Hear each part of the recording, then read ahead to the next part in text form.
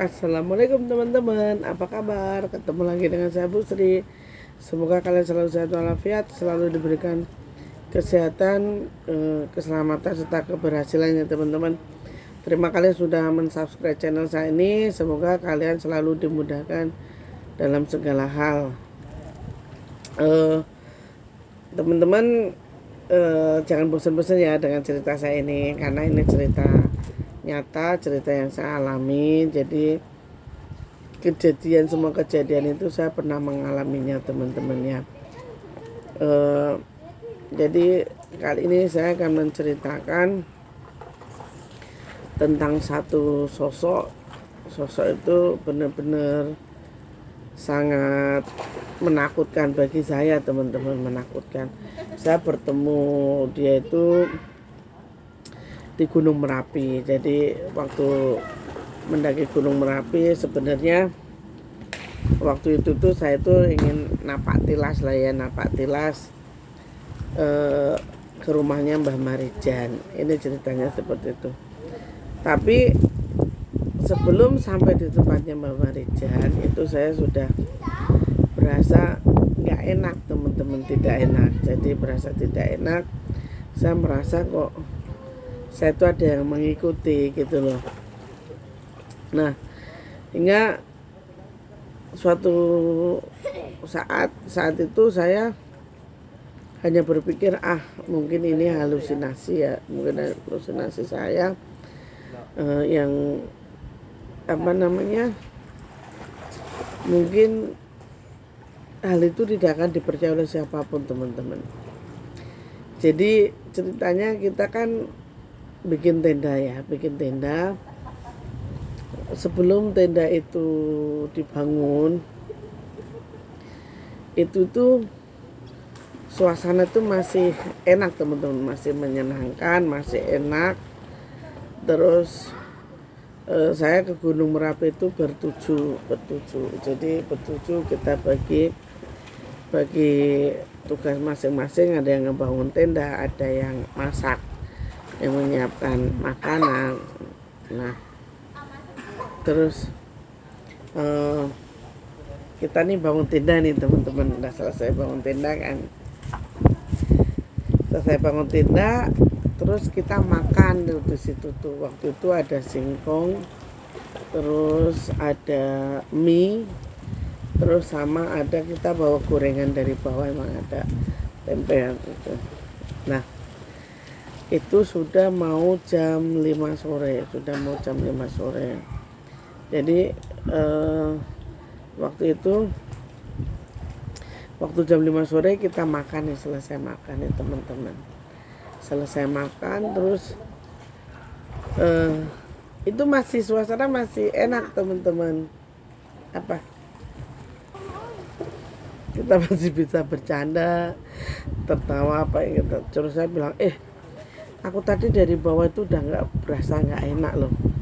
Masa? Iya, orang kakiku tuh ada yang gondelin ya mas.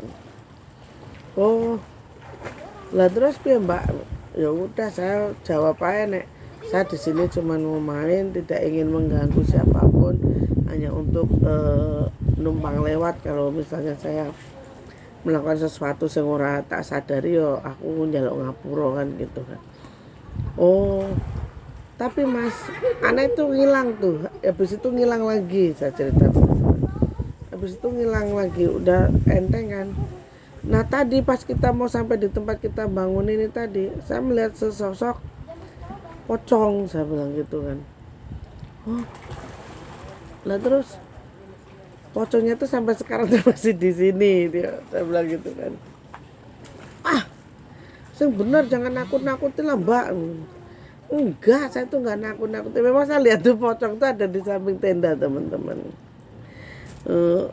Masih ada di samping tenda. Terus tuh dia tuh masih ngeliatin.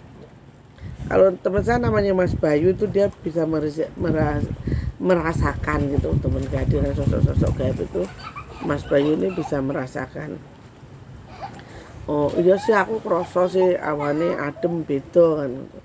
Ya kan ngerasain kan Mas Bayu? Iya, saya ngerasain. Terus tuh cuma teman saya yang 5 ini kan awam ya teman-teman, dia baru ya belajar tapi tidak belajar, ibaratnya itu tidak belajar ilmu kebatinan tuh enggak. Jadi nakut-nakutin aja nih Mbak sama Mas Bayu. Enggak, saya enggak nakut-nakutin, emang ada itu pocong. Jadi pocong itu posisi berdiri di samping tenda. Kalian kalau tahu pocong tuh mama pocong tuh wajahnya hancur ya teman-teman. Jadi kayak sini tuh kayak udah kerowak gitu loh teman-teman. Ini kerowak mengelupas, tapi mata yang sebelah sini ada matanya ada, cuman dia keluar gini, matanya tuh keluar. Saya sebenarnya takut saya manusiawi ya, teman-teman. Kalau seseorang tuh takut dengan hal itu, dia manusiawi ya. Nah, saya kayak liatin pocongnya itu kayak ada interaksi teman-teman, ada interaksi tuh kayak ada semacam obrolan, tapi obrolan itu kita nggak tahu, teman-teman yang lain nggak tahu. Jadi kayak hati ke hati gitu loh teman-teman. Pocong itu berkata begini, kamu, bahasa Indonesia aja teman-teman, kamu kok nggak takut sama saya? Saya bilang seperti itu. Saya bilang bahasanya, saya takut sama kamu, tapi nurani saya takut sama kamu, tetapi saya memberanikan diri karena saya tidak merasa mengganggu kamu, maka kamu jangan mengganggu saya, kan gitu. Nah, setelah itu teman-teman, pocong itu berkata bahwasanya, saya tahu siapa yang ada di dalam tubuhmu. Dia tahu siapa yang ada di dalam tubuh saya. Dan saya juga tahu apa maksud dan tujuanmu ke sini. Saya hanya sekedar lewat, saya tidak akan mengganggu kamu. Oh ya, kalau kamu tidak mengganggu saya ya terima kasih, tetapi sampun kamu pergi dari tempat saya ini. Terus pocong itu berkata begini teman-teman, ya tapi kamu hati-hati, kamu jangan tidur malam ini karena akan banyak yang datang yang akan mendatangimu, seperti itu. Nah, pada akhirnya dia pergi teman-teman. Jadi tidak, kalau pocong yang saya lihat ini tidak seperti yang dilihat di TV film-film itu, tidak teman-teman, tidak seperti itu. Jadi pocong yang ini tuh jalannya itu tidak lompat-lompat, itu enggak. Jadi dia tuh kayak terbang gitu tuh, kayak terbang seperti itu. Udah dia pergi, saya bilang sama teman-teman, udah pocongnya udah nggak ada, udah pergi. Oh alhamdulillah, kan bilang gitu. Tapi dia ngasih pesennya apa, nanti bakal banyak yang datang ke sini, saya bilang gitu. Waduh, gimana ini kan gitu. Terus saya bilang, ya gimana lagi orang yang dia bilang begitu kan ya. Sampai jam 11 malam kita masih aman teman-teman, masih aman. Terus saya lihat ada 2 pendaki yang bawa tas gede, tas rangsel itu. Saya yakin kalau itu bukan manusia, saya yakin itu bukan.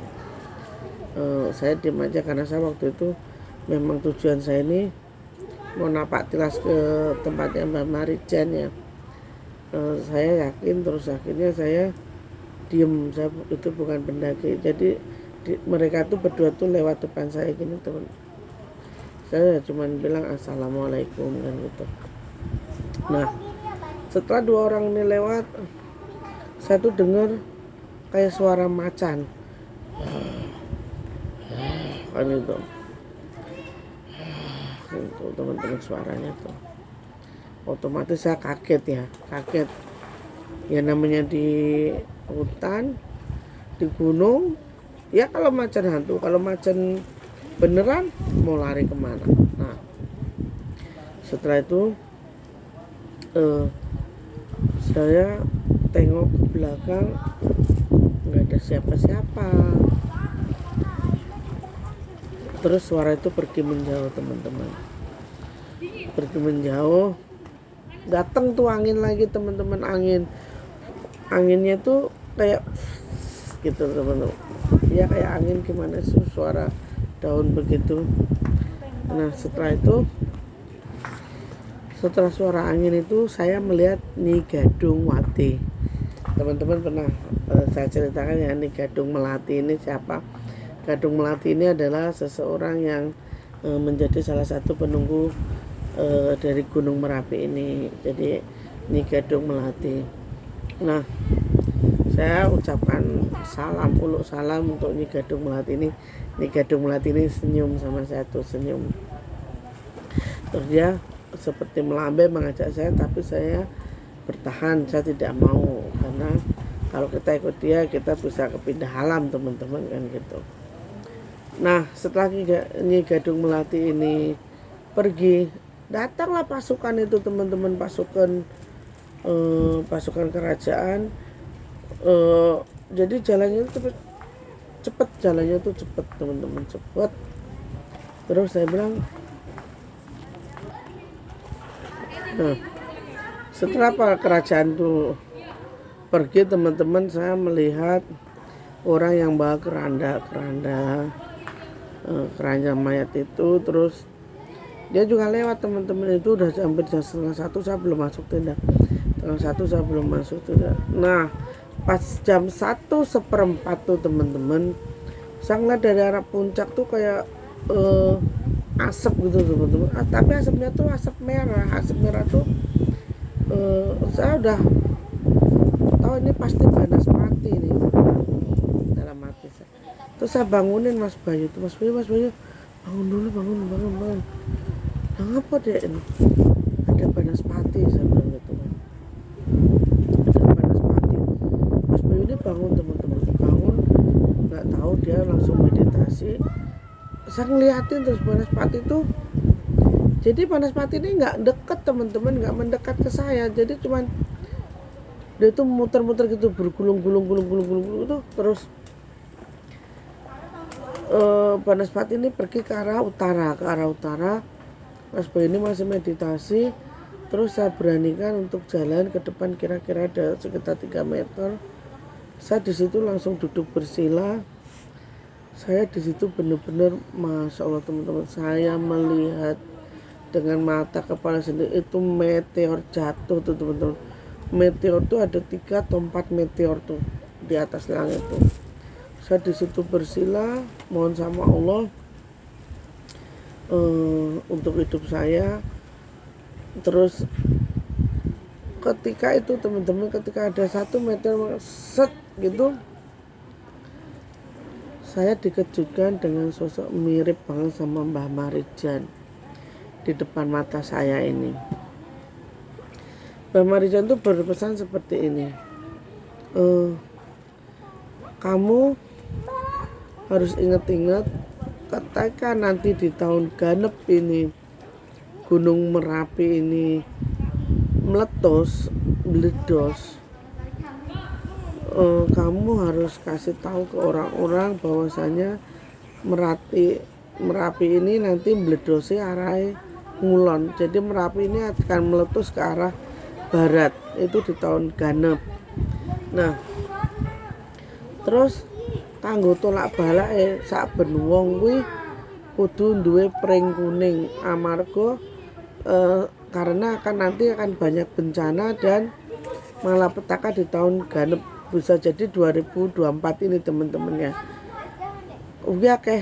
Akeh memolo, akeh durjono, jadi banyak bencana dan banyak orang jahat. Jadi Mbah Marijan itu berpesan pada saya, nek iso kowe kudu iso nyepake apa sing iso mbok pangan kanthi suwe. Jadi apa yang bisa kita makan tapi dalam yang bisa diawetkan gitu loh teman-teman. Terus Mbah Marijan itu bilang, saiki akeh wong sing durjono gitu. Banyak orang yang ibarat kata itu durjana dan bikin rusuh gitu. Jadi suruh hati-hati. Nah setelah itu teman-teman akhirnya Mbah Marijan ini pulang. Satu hal yang saya saya ingat dari Mbah Marijan ini untuk menyimpan bahan makanan yang bisa diawetkan, kan seperti itu. Nah, pada akhirnya saya ini di samping kolam renang teman-teman, jadi mungkin suaranya agak berisik ya. Akhirnya saya kembali lagi ke tenda, saya bilang sama Mas Bayu sampai dapat wangsit apa, saya bilang gitu. Saya tadi ketemu sama itu di Mbah Petro. Oh, terus gimana Mas Bayu? Mbah Petro itu bilang bahwasanya tahun 2024 sasi mulu Gunung Merapi itu bakalnya meledos atau gitu. Lah terus ya sing ngati-ngati wae Dik gitu. Nah, setelah jadi itu saya tidur sekitar jam setengah tiga saya baru tidur. Terus saya pagi harinya menceritakan pengalaman saya yang saya alami kepada teman-teman yang 5 orang tadi. Akhirnya kita tenda, terus kita ke Mbah Marijan, petilasannya Mbah Marijan ini, terus sore baru kita turun. Jadi ya wallahu alam apa yang disampaikan Mbah Marijan itu benar apa tidak, kan kita tidak tahu ya teman-teman. Yang bagus kita ini ibarat kata itu teman-teman sedia payung sebelum hujan ya, mau diberi atau tidak ini goib, tidak bisa dijelaskan secara logika. Semoga ada manfaatnya, kurang dan lebihnya mohon maaf. Akhir kata, assalamualaikum warahmatullahi wabarakatuh.